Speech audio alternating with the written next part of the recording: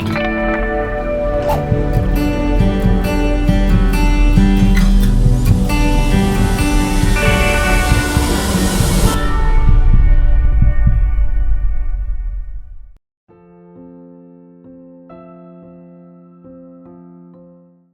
vamos a hacer una pausa en nuestra serie y quiero empezar con una historia que es verídica, no fue inventada por nadie, sino que vivió, no sé si voy a pronunciar bien su nombre, seguro que no.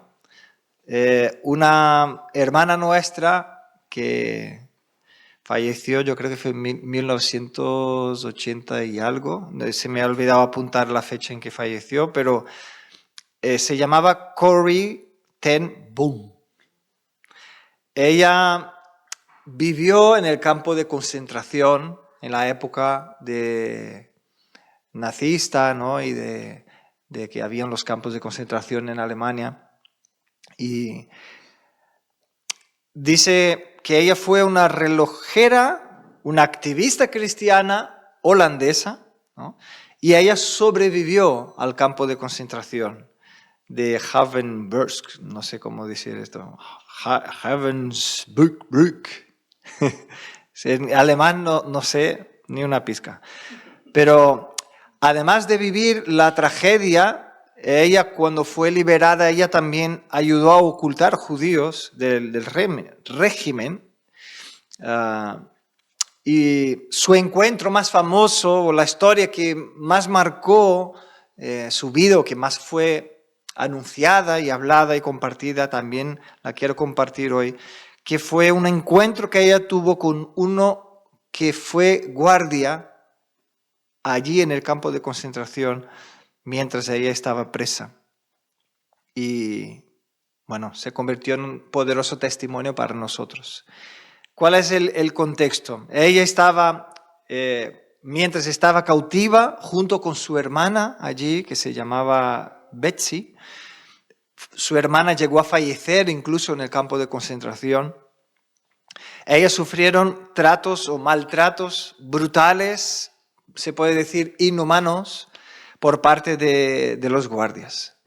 Y entre ellos se encontraba este hombre que se destacó porque era de una dureza y crudeza extrema, muy cruel con las mujeres y las humillaba de manera sádica, ¿no? Y años después de la guerra, lo que sucedió fue que mientras esta hermana, Corrie, estaba viajando y testificando del amor de Dios que la salvó, del amor de Cristo, ¿no? Que transformó su vida, ella iba por todos los lados compartiendo el mensaje de esperanza que traen las buenas nuevas de salvación. En una de las conferencias que ella estaba dando en una iglesia en Múnich, Alemania, Múnich, no sé cómo decir, Múnich. Cuando ella terminó de hablar, ¿no? La gente vino a saludarla y se le acercó un hombre y Corrie lo reconoció de inmediato. Era este guardia el más cruel de todos. Y claro, este guardia también ahora había entregado su vida a Cristo. Y después de la guerra, él había experimentado una nueva vida en Cristo y experimentó el perdón de Dios, ¿no? En su vida. Y él se le acercó a ella, le extendió la mano y dijo: Dios me ha perdonado. ¿Usted podría también perdonarme por los horrores que yo hice? Corrie dice que su brazo se quedó rígido en aquel entonces. No podía ni moverlo, no sentía amor ni perdón. Sentía todo lo contrario, ¿verdad? Sintió un profundo rechazo, recordando todo el sufrimiento que aquel hombre había causado a ella y a su hermana principalmente, que acabó muriendo allí. Entonces, ella se vio totalmente incapaz de perdonar a aquel hombre. Y mientras él estaba allí, delante de ella, ella hizo una oración pidiendo a Dios que la ayudara a simplemente tener fe suficiente para extender su mano. Y para hacerlo, ella decidió hacerlo por obediencia, no porque estaba sintiendo, no porque sentía un gran amor por aquel hombre, ¿no? Un sentimiento de, no, ¿cómo voy a perdonar? No, es que pobrecito. No. Ella dijo, decidí por obediencia al Señor, como Él me perdonó, extender mi mano y decir que lo perdonaba. Y ella dijo, después que yo hice esto, después que yo tomé esta actitud, esta decisión y extendí mi mano en obediencia, en ese acto sentí algo que no podía producirse por mí misma. Pasó algo en mi corazón que yo no lo podía producirlo. Entonces ella dijo, es brutal. A veces, amar como Dios nos ama, no nace de un sentimiento. Dios no espera muchas veces que sintamos amar para extender el amor, sino que nace de obedecer primero y entonces los sentimientos acompañan.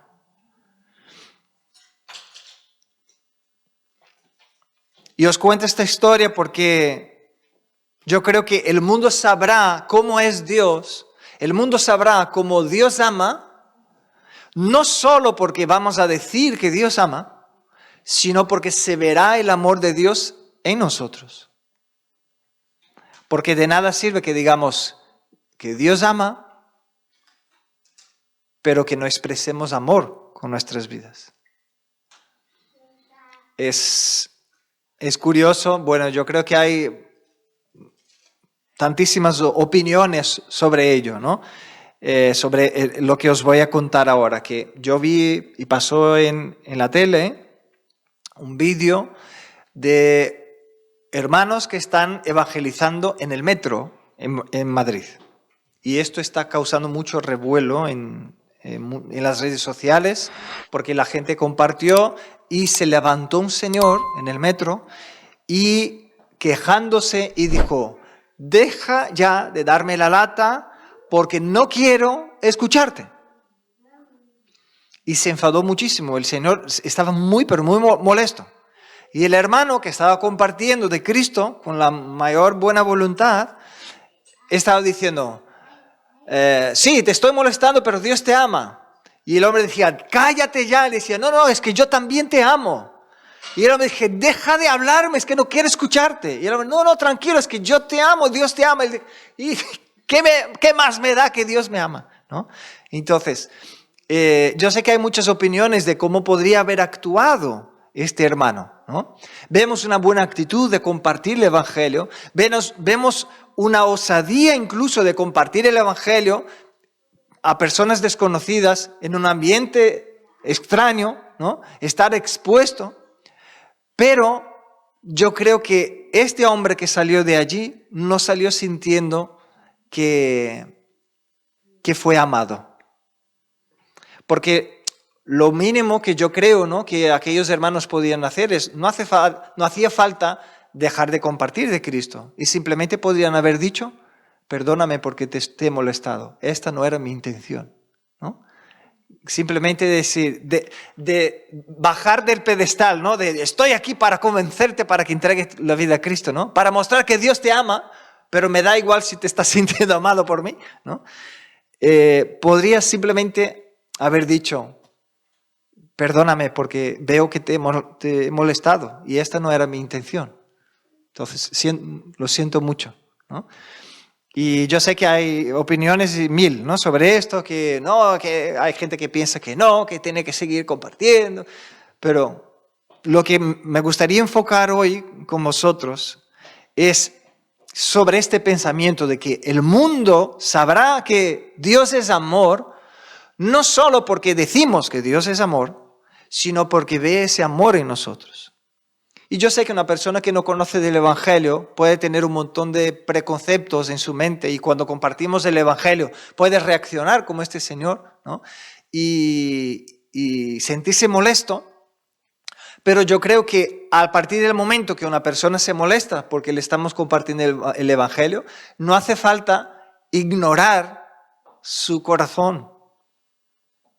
Yo creo que no es bueno ignorar su corazón, ignorar lo que él está recibiendo, porque si queremos llevar amor y vemos que la persona lo mínimo que está recibiendo es amor, ¿no? O está sintiendo todo lo contrario, podemos cambiar el chip, ¿no? Y decir, oye,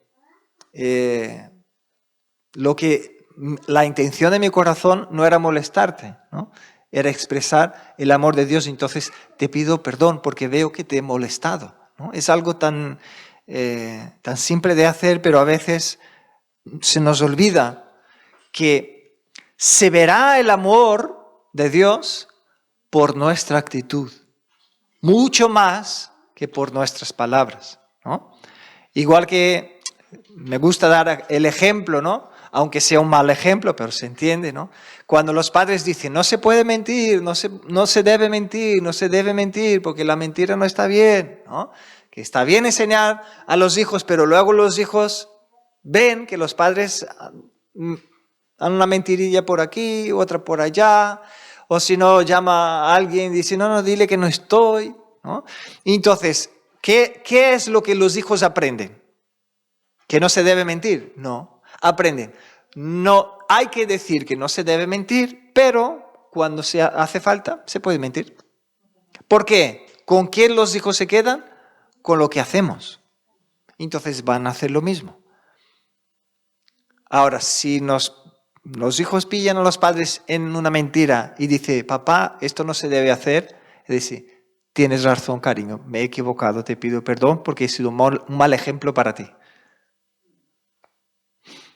Entonces, demostramos el amor de Dios con lo que hacemos, cuando nos parecemos a Él. Entonces, el título de la predicación de hoy es Imitadores de Dios.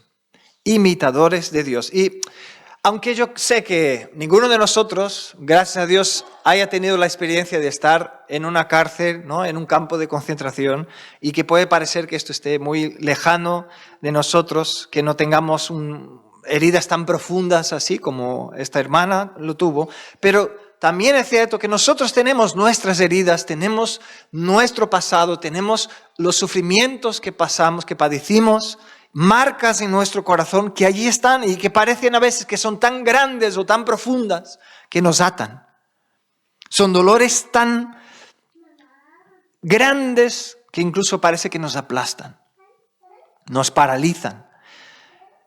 Y el Señor espera que nosotros al leer su palabra tomemos pasos de fe, porque estos pasos de fe, creyendo en su palabra, harán con que nuestro corazón vaya siendo liberado y librado de estas ataduras que causan nuestro corazón.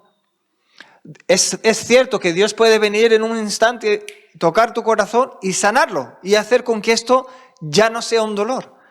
Pero es cierto también que el Señor en tantísimas veces proporciona circunstancias para que nosotros actuemos en fe, para que seamos sus imitadores, para que tomemos un paso aunque el otro no lo merezca o aunque el otro parezca no merecerlo. Porque a veces siempre nos gusta, ¿no?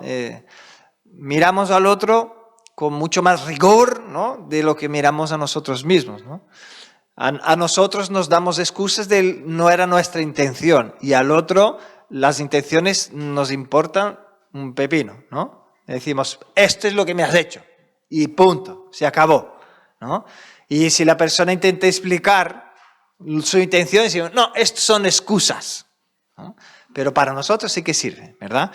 Así somos nosotros. Ahora, Dios, ¿qué es lo que espera de nosotros? Que tomemos pasos de fe mirándole a Él. Y esta sanidad, en áreas específicas de nuestro corazón, no vendrá por amar a 10.000 personas, sino por tomar actitud de fe en aquella circunstancia, en aquel punto donde Dios quiere tratar en nuestro corazón.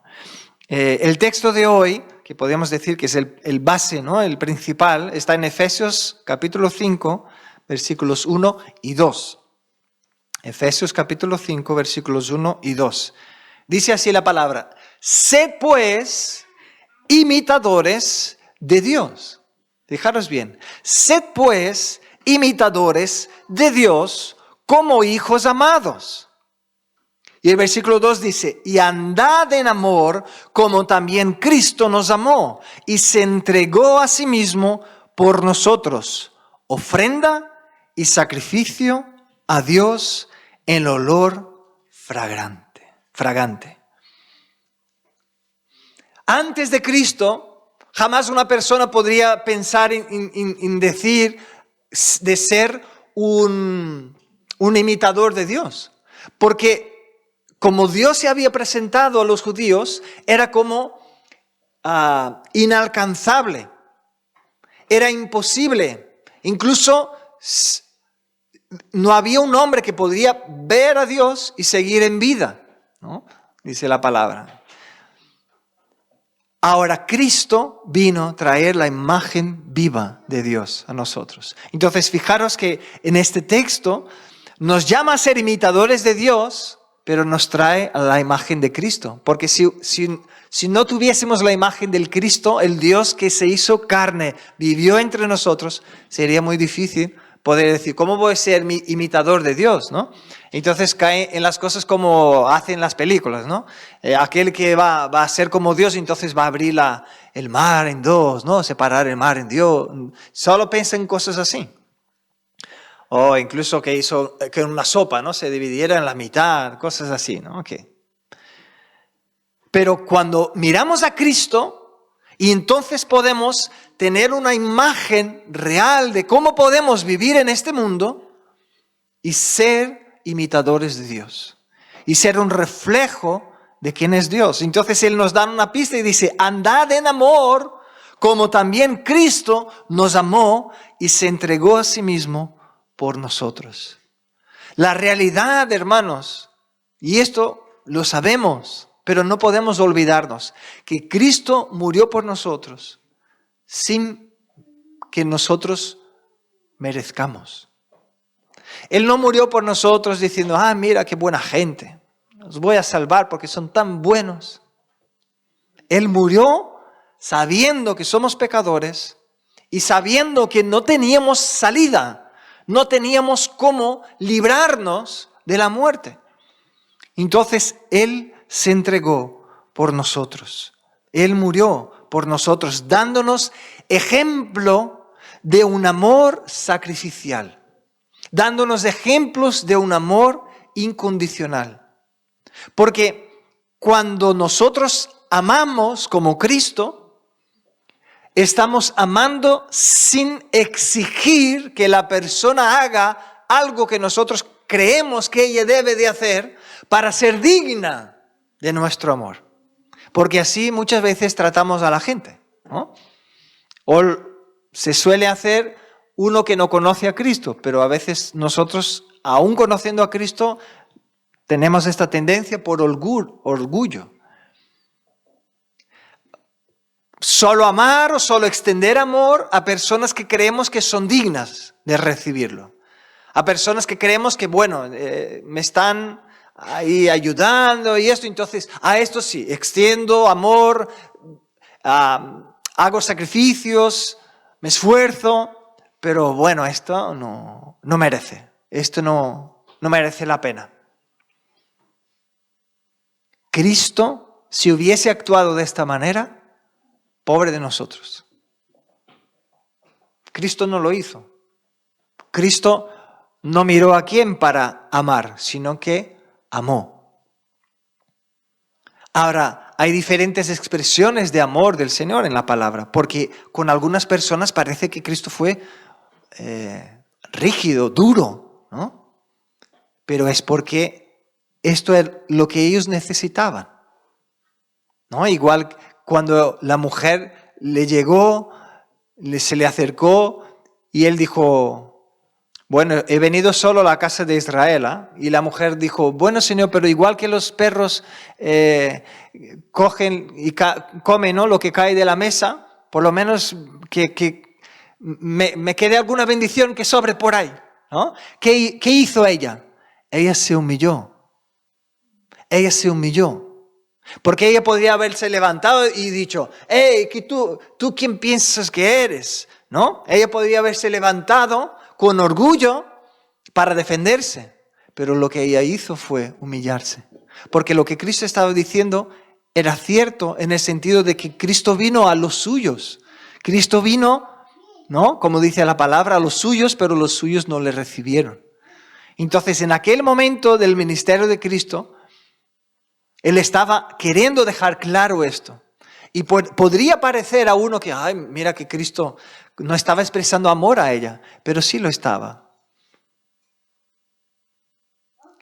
Cuando nosotros decimos la verdad, pero la decimos en amor, a veces uno no lo recibe bien, ¿no? Igual que los padres a la hora de hablar, corregir a los hijos, muchas veces no se recibe de buen grado, ¿no? Es amargo cuando alguien nos dice que nos estamos equivocando. No entra suave, sino que uno dice, qué trago amargo. Pero luego se agradece. Cuando uno reconoce que se equivocó y puede arrepentirse y puede cambiar, se agradece, porque luego cosecha los frutos de ello. Entonces, esto fue lo que Cristo hizo estando aquí en la tierra. Y aquí nos manda a amar como Él nos amó. Tener la disposición de amar a las personas como Él nos amó. Entonces, la idea principal que quería compartir con vosotros hoy es que no solo estamos llamados a amar de una manera teórica o, bueno, voy a expresar amor porque voy a compartir el Evangelio, ¿no? Es como estoy haciendo esto y entonces con esto estoy demostrando que amo. Sino que estamos llamados a convertirnos en un nuevo tipo de familia. El Señor nos ha dado el nombre de familia de la fe. Yo creo que es para que no nos olvidemos que Él quiere y Él entregó a Cristo, que dice que era el unigénito de Dios, y luego tras morir y resucitar ahora es el primogénito entre muchos hermanos. Pero no solo hermanos cualesquiera o para vivir con hermanos que vivan de cualquier manera, sino que sean gente que hayan entregado su vida a Cristo y estén dispuestos a ser imitadores de Él, a vivir como Él vivió.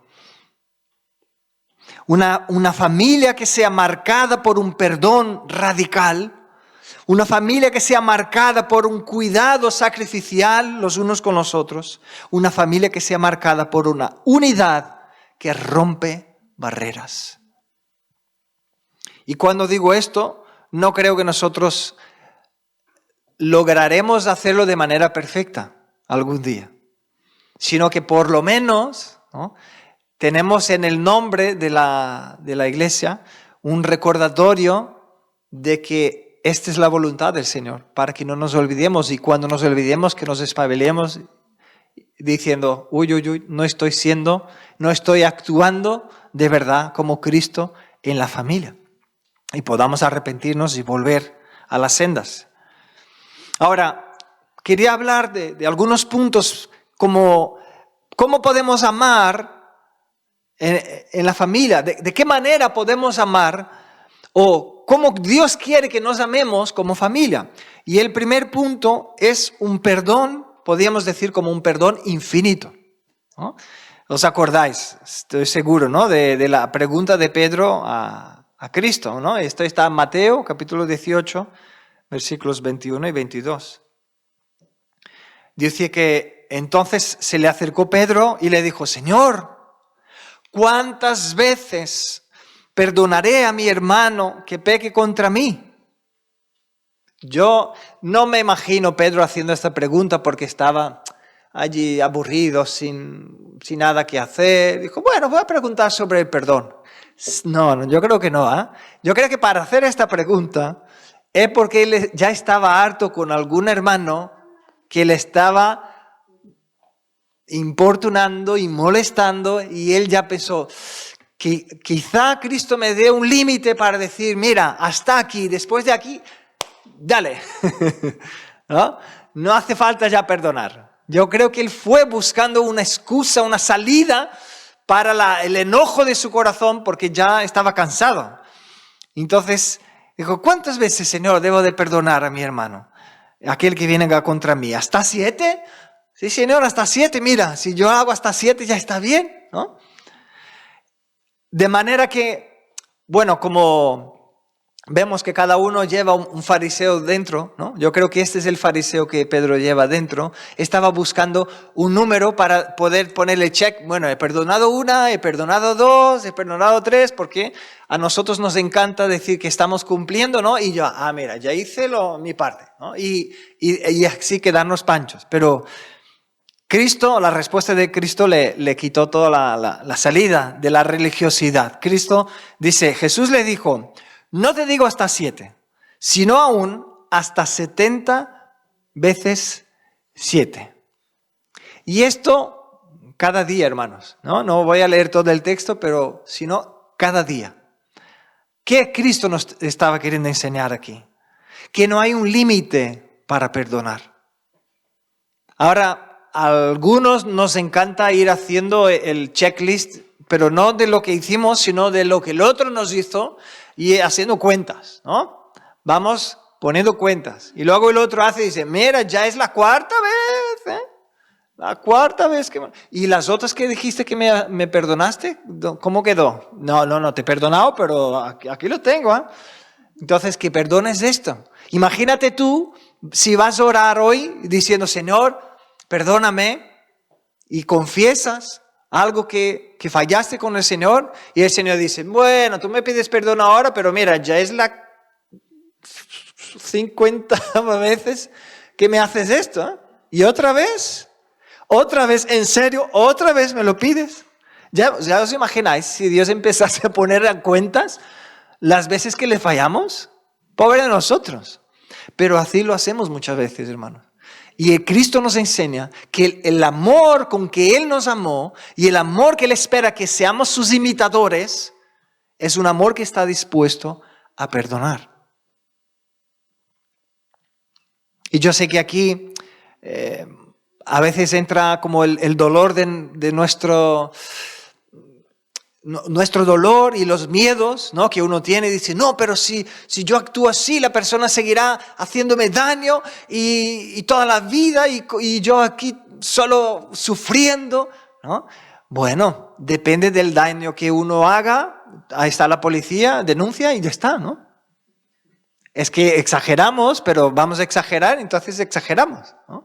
Ahora, si no es un caso de policía, si no es un caso de que alguien te esté pegando, malos tratos, si no es un caso de maltrato, ¿no?, psicológico, si no es un caso de vida o muerte, lo que el Señor espera de ti y de mí es que aprendamos a perdonar, pero como Él nos perdonó. Aquí está la clave. Es así como Él lo hizo, que aprendamos a hacerlo.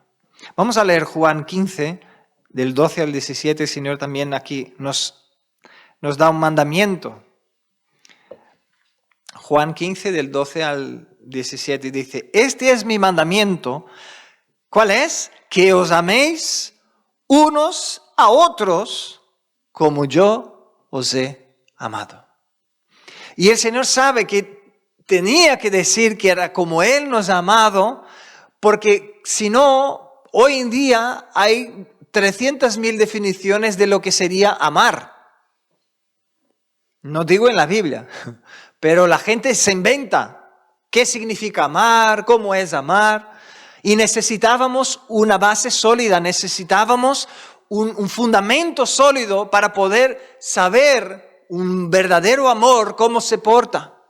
Y Cristo nos dio el ejemplo y dijo, así como yo os he amado, quiero que aprendáis a perdonar. Y luego Él nos muestra, ¿no? El versículo 13 dice, nadie tiene mayor amor que este, que uno ponga su vida por sus hermanos. Vosotros sois mis amigos si hacéis lo que yo os mando. Ya no os llamaré siervos, porque el siervo no sabe lo que hace su Señor, pero os he llamado amigos, porque todas las cosas que oí de mi Padre os las he dado, os las he dado a conocer. No me elegisteis vosotros a mí, sino que yo os elegí a vosotros y os he puesto, ¿para qué? Para que vayáis y llevéis fruto. Y luego dice, y vuestro fruto permanezca. ¿Y para qué? ¿Para qué dice que tenemos que hacer esto? O que debemos, ¿no? Para que todo lo que pidieras al Padre en mi nombre, Él os lo dé. Y luego dice el 17, esto os mando, que os améis unos a otros. Hermanos, yo no creo que sea por acaso que el Señor haya dejado esto, sino porque muchas veces nos cuesta amar. Nos cuesta amar como debemos amar de verdad. Y como nos cuesta, el Señor dijo, esto os mando, améis, para que entendamos que es nuestro deber, es nuestra responsabilidad buscar esta clase de amor y tomar pasos de fe diciendo, Señor, ¿qué harías tú en esta situación? Porque me duele, Señor, me duele. Esta persona me molesta, no estoy a gusto. Pero Señor, ¿cómo actuarías tú? ¿Qué harías tú? Y el Señor puede guiarnos a amar como Él nos amó. Una de las maneras que podemos hacerlo es llevando las cargas los unos de los otros. Es una manera que podemos amar. Ahora, es imposible llevar las cargas si no perdonamos. Porque si no perdonamos, lo último que vamos a querer es ayudar a aquella persona. Porque se levanta nuestra autodefensa, ¿no? Y queremos más atacar que defender, ¿no? Y entonces no vamos a querer soportar ni conocer los dolores, ni reconocer que esta persona tiene dolores, porque nuestro corazón está lleno de amargura. Entonces, para poder sobrellevar las cargas los unos de los otros, nuestro corazón necesita estar liberado de toda atadura, de amargura, de rencor. Y el Señor dijo, ¿no? En Gálatas 6:2, sobrellevad los unos las cargas de los otros y cumplid así la ley de Cristo. Imposible de hacerlo si nuestro corazón está atado con falta de perdón. Entonces, lo primero que podemos aprender de este amor que imita al amor de Cristo es aprender a amar de manera infinita. Y el lugar donde más somos probados en esto, el diseño que Dios creó, ¿no? Fue la familia, el hogar, el marido y la esposa. Este es el lugar donde más somos probados en amar de manera infinita. Porque el perdón nada más es que una expresión de amor. Y así el Señor hizo por nosotros. Nos perdonó. Y así Él creó el matrimonio. Y en el matrimonio uno necesita estar dispuesto sí o sí a amar y a perdonar. Porque si no es imposible estar juntos. Se van amontonando las deudas, ¿no? El uno para con el otro. Cuando viene a una pelea, uno estira toda la lista de las deudas. No, porque aquel día, hace 5 años, porque el otro día, y va poniendo, va recordando. Bueno, algunos dicen que va quitando toda la basura que tiene guardada en una bolsa, ¿no? Imposible sobrellevar las cargas si no perdonamos. Y el Señor nos enseña a perdonar de manera ilimitada. No hay una cuenta, no hay un límite para decir, bueno, ya he perdonado lo suficiente. No hay. En el Señor podemos aprender a perdonar de manera infinita. Y el segundo punto, Podemos decir que el Señor nos lleva a vivir como familia, o quiere que vivamos en una preferencia radical. ¿Y qué quiero decir con esto? Que necesitamos aprender a honrar a los demás por encima de nosotros mismos. Y esto va en contra de lo que el mundo dicta, ¿no? Esto va en contra de lo que el mundo enseña. Porque el mundo dice, no, si tú quieres crecer, pisa a los demás. Pisa y aprovecha a los demás para hacer escalones. Y ve creciendo. Eso es lo que el mundo dice. Pero ¿qué hizo Cristo? Estando con sus discípulos, les lavó los pies. Hizo lo que era impensable de cualquier líder hacer. Ya os imagináis uno de estos faraones que existieron, ¿no? El faraón o el Julio César, ¿no? Uno de estos emperadores romanos. Allí los soldados romanos sentados y Julio César allí lavándole los pies. Es que es impensable, porque el sistema del mundo, esto no cabe, no entra. Porque uno piensa, si yo hago esto, ¿dónde quedará mi autoridad? ¿Dónde quedará mi honra, ¿no? Que los demás me vean como superior. ¿Dónde quedará mi orgullo? Pero Cristo, siendo Dios, se hizo hombre. Y haciéndose hombre, que ya era una condición para Dios, que es santo y puro, que es una condición triste de vivir, ¿no? Dura. Él se despojó de su gloria para vivir entre pecadores. Ahora, estando entre hombres, Él vivió como siervo. Y tuvo el valor de arrodillarse y lavar los pies malolientes de sus discípulos. Porque esta es la cuestión. Los que hacían este trabajo de lavar los pies eran los siervos que estaban ahí trabajando. Bueno, y decimos siervos, pero en la época eran esclavos. Estaban ahí para servir y lavar los pies de los que iban a comer el banquete y ya los esclavos comían ya aparte por allá. Pero nadie quería hacer este trabajo sucio de lavar los pies malolientes de la gente que no tenía jabón en aquella época, no tenía el talquito ¿no? El polvito para poner en los pies, para que no huela mal. No tenían nada de los recursos que hay hoy en día para ayudar que no huela tan mal el pie. Y olía fatal, horrible. Tanto era así que dicen que en la época ellos se sentaban o se reclinaban sobre la mesa, apoyando el codo izquierdo en tierra, con los pies lejos de la mesa, y se comían las cosas cogiendo con la mano derecha, porque la izquierda era para lavarse, limpiarse, ¿no? Pero los pies lejos de la mesa. Ahora imaginaros, porque debía oler muy mal. Imagínate comiendo y sintiendo olor de pies y feo, ¿verdad? Ahora Cristo, nuestro Señor, se arrodilló para lavar los pies malolientes de sus discípulos. Él que podía decir, no, que vosotros me lavéis, os vais a turnar. Cada reunión, cada uno me va a lavar los pies. ¿Podría decirlo? Sí, porque es Dios, pero no lo hizo. ¿Por qué? Para darnos ejemplo. Así de tremendo fue Cristo. Él honró a sus discípulos como si fuesen más grandes que Él. Él dijo, aquel que quiera ser primero entre vosotros, que sirva a los demás. Romanos 12:10 dice, amaos los unos a los otros con amor fraternal. Y luego dice, en cuanto a honra, ¿qué dice?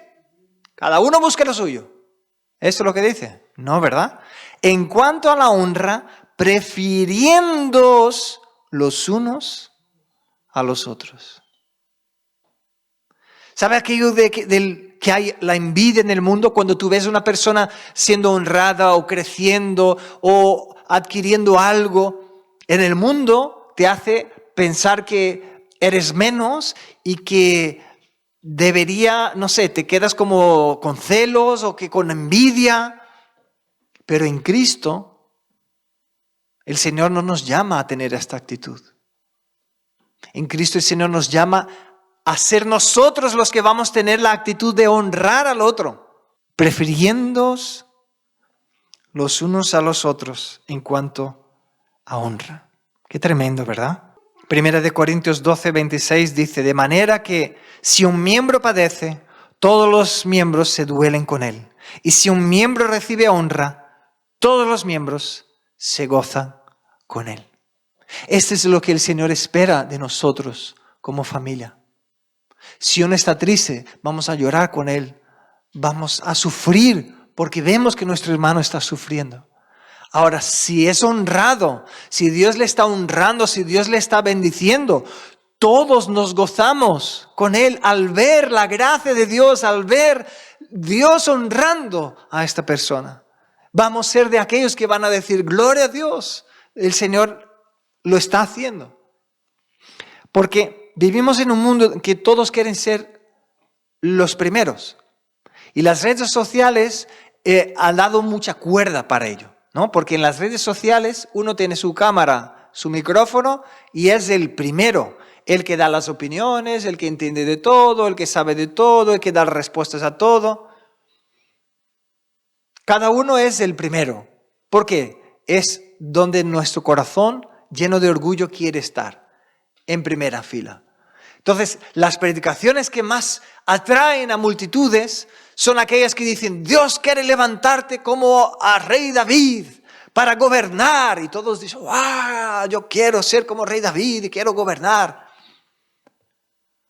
Ahora, cuando uno dice, pero para esto tienes que negarte a ti mismo y tomar tu cruz y ya pasa como pasó con Cristo, ¿no? Ya se va mucha gente y Cristo mira a los discípulos y dice, ¿y vosotros no queréis marcharos también? ¿No? ¿Por qué estas predicaciones son tan alabadas y la gente busca tanto predicaciones que sean así, como que comparándonos con los grandes? Porque nuestro ego anhela esto. Pero si estamos en una familia, necesitamos acordarnos de que somos diferentes miembros, como en un cuerpo. Entonces no todos podemos hacer lo mismo. El Señor nos llama a llorar con los que lloran y a honrar y a gozarnos cuando alguno recibe honra. Como pasa con nuestro cuerpo, ¿no? Si tú tienes un dedo que te molesta porque se ha hecho daño, todo el cuerpo padece. Si algo en tu pie no está bien, todo lo demás del cuerpo tiene que hacer un esfuerzo para poder compensar el pie que está mal. Todo el cuerpo sufre el dolor. Pero una vez se sana, todo el cuerpo se goza, ¿no? Entonces estás ahí medio así, vas a la peluquería y sales de allí como nuevo, ¿no? Todo el cuerpo se goza, dice, ay, mira cómo me veo, ¿no? Mira cómo estoy. ¿Por qué? Todo el cuerpo se goza. ¿Por qué? ¿Cambió algo en el cuerpo? No, solo el pelo, pero todo el cuerpo se goza, ¿no? Así somos nosotros y así el Señor espera que actuemos como iglesia. No con envidia, no queriendo que bajar el otro para que yo suba, sino que alegrándonos cuando el Señor honra. Porque el Señor puede honrarnos algún día también si así Él quiere. Y así dice la palabra, ¿no? Pero no voy a entrar aquí, si no voy a desviar del tema. El Señor espera que aprendamos a vivir en familia de esta manera, teniendo esta preferencia radical por lo demás y no por nosotros mismos. Filipenses 2:3. Nada hagáis por contienda o por vanagloria, antes bien con humildad, estimando cada uno a los demás como superiores a él mismo. Esto es lo que el Señor espera de nosotros. La iglesia debería ser esta familia donde una viuda nunca tenga que preocuparse por cómo va a sobrevivir, sino que encuentre una familia que la arrope, ¿no? No tiene que preocuparse de que estará sola en los últimos días de su vida, sino que sabrá que tiene una familia que la acompaña, que está con ella, ¿no?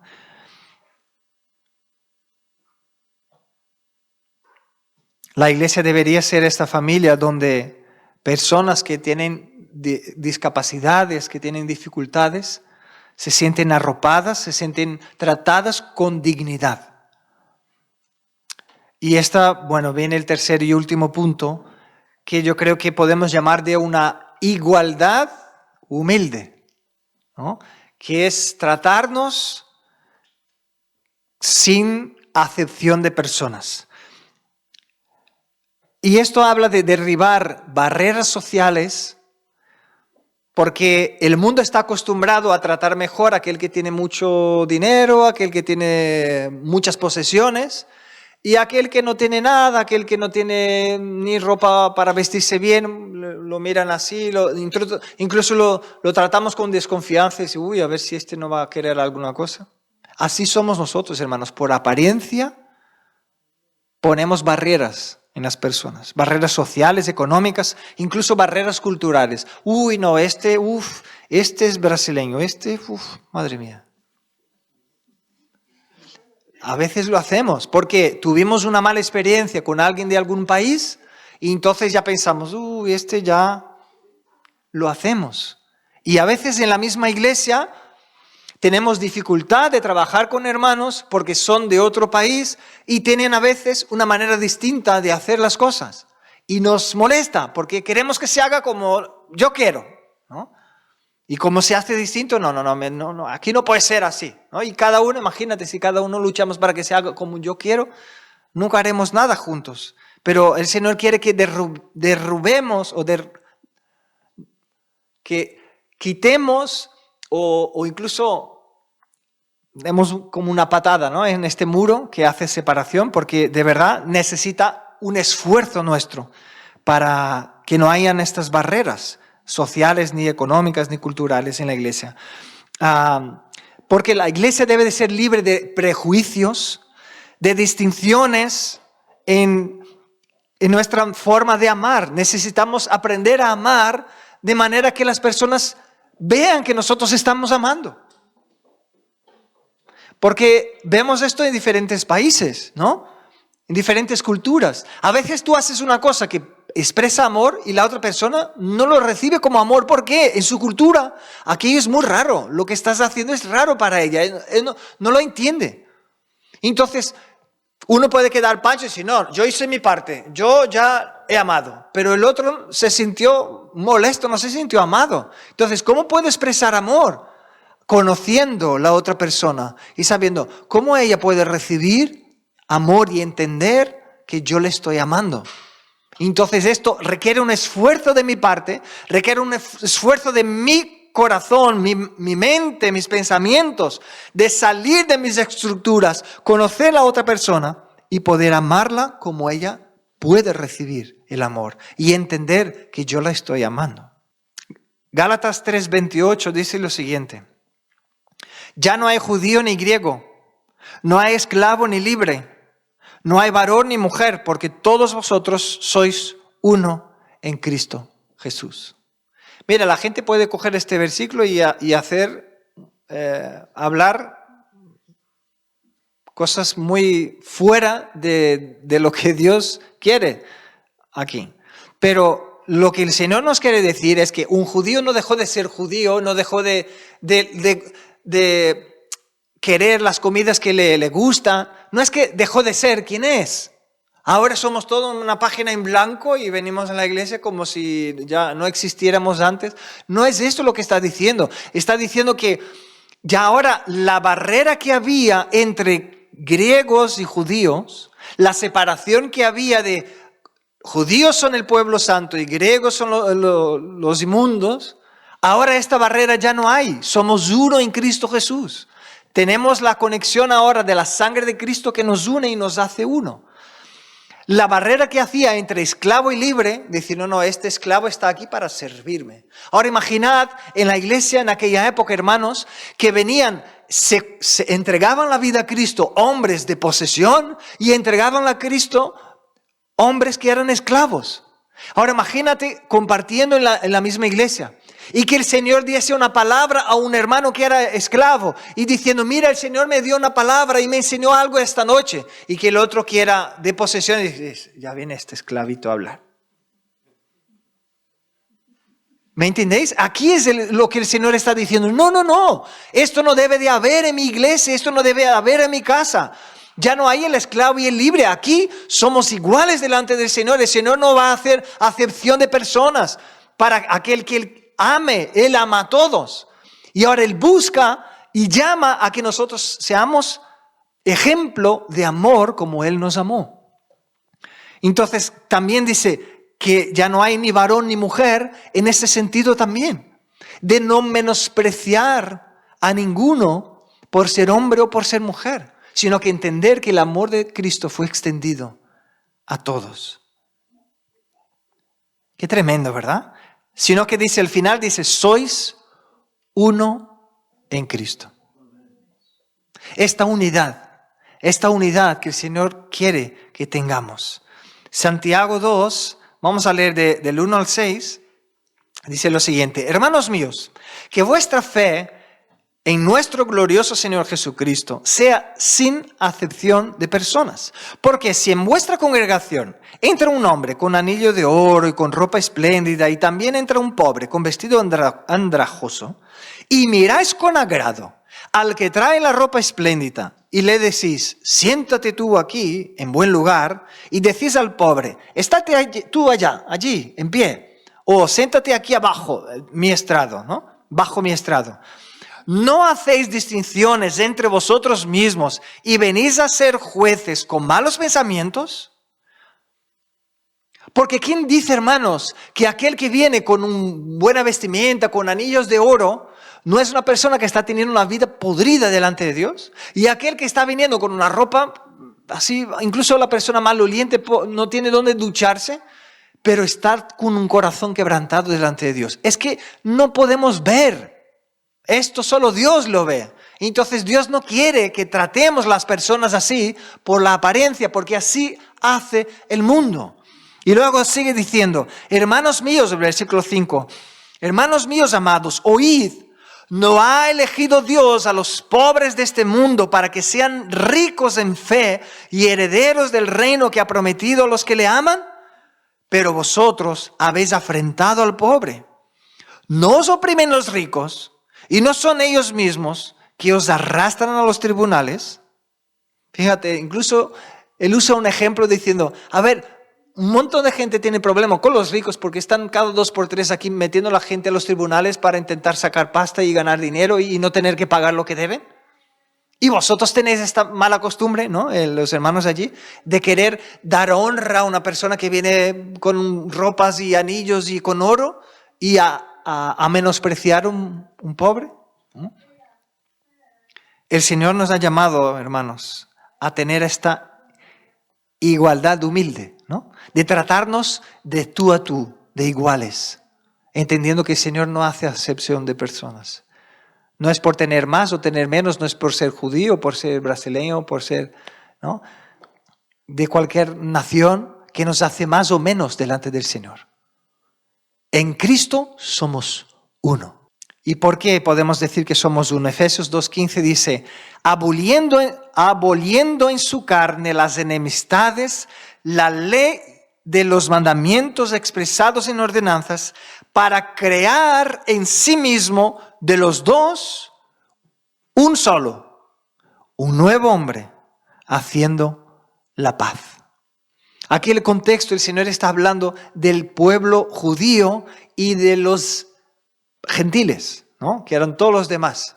Que había esta separación. El Señor había separado un pueblo para Él santo, pero Él vino para abolir la enemistad, para quitar la enemistad y hacer de los dos pueblos, tanto judíos cuanto gentiles, de todos un solo en Cristo Jesús, trayendo paz. Entonces la iglesia primitiva, o lo que vivió la primera iglesia, no es una utopía, sino que nosotros podemos vivir lo que la primera iglesia vivió, pero solo podremos vivirlo bajo la unción del Espíritu Santo de Dios en nuestras vidas. Solo podemos vivirlo con gente que esté dispuesta a ser imitadores de Cristo. No a venir a un culto, a escuchar una predicación, a cantar canciones y salir de aquí como algunos dicen, no, bueno, voy a cargar las pilas en la iglesia. Y bueno, carga las pilas para estar animado, pero ¿animado a qué? ¿Animado a seguir viviendo con orgullo? ¿Animado a seguir viviendo por lo que me da la gana? ¿Animado a qué? Porque el Señor nos llamó que aquellos que quieren ser sus discípulos necesitan estar dispuestos a negarse a sí mismos, tomar su cruz para seguir a Él. Y el Señor nos llama a caminar bajo este ejemplo. Ahora, este lugar que vivió la primera iglesia es un lugar donde se satisfacían las necesidades, se borraban las distinciones y abundaba el amor de Dios. Así el Señor espera que nosotros vivamos y hagamos. ¿Cuál es el desafío que tenemos hoy en día entonces, hermanos? Si la iglesia refleja divisiones, las mismas que hay en el mundo, nuestro testimonio pierde la fuerza. Ahora, si una iglesia o un cristiano, un creyente, está moldeado por el amor, este amor verdadero, este amor igual que el amor de Cristo, entonces se convierte en un refugio en un mundo perdido. Esto es lo que el Señor espera de ti y de mí. Que igual que nosotros encontramos refugio en Cristo, estando viviendo en un mundo perdido, que nos llena de angustias, de sufrimientos, de dolores, pero en sus brazos encontramos un refugio. El Señor espera que tú y yo seamos este refugio a personas que aún no conocen a Cristo. Y así puedan conocer el amor de Cristo a través de ver su amor en nosotros. Para esto, creo que podemos aplicar esto de tres maneras. Primero, vestíos de amor. Colosenses 3:14 dice, y sobre todas estas cosas, vestíos de amor, que es el vínculo perfecto. Vestíos, hermano, esto habla de que es algo que necesitas hacer, debes hacer. Es algo que el Señor no hará por ti. Vístete de amor. Es decir, toma actitudes que sean coherentes con amor. No hay que sentir para hacerlo, sino que las oportunidades que el Señor te da, el Espíritu de Dios te da oportunidad en tu vida. No es aquí en el culto simplemente, aquí también, pero aquí menos.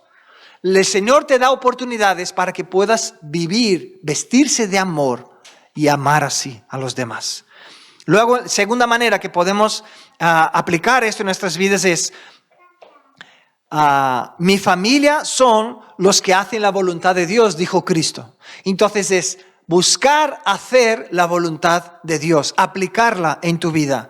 Marcos 3, de 34 a 35, él dijo esto, mirando a los que estaban sentados alrededor, él dijo, he aquí mi madre y mis hermanos, porque todo aquel que hace la voluntad de Dios, ese es mi hermano, mi hermana y mi madre.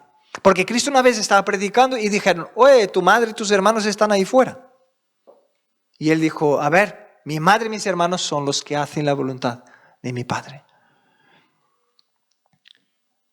Una actitud constante de cada día despertarse en la mañana y decir, Señor, ¿cuál es tu voluntad para mi vida hoy? ¿Qué quieres que yo haga? Ayúdame en este día, Señor, a aprovechar las oportunidades que tengo para hacer tu voluntad en mi vida. Esa es la segunda manera que podemos vivir este amor. Y la tercera, no te canses, sigue amando. ¿Y por qué yo digo esto? Porque amar es algo que requiere de nosotros sacrificio, es algo que requiere de nosotros esfuerzo, es algo que requiere de nosotros salir de nuestras casillas y adentrar en el mundo del otro. Es ocuparse de lo que el otro necesita.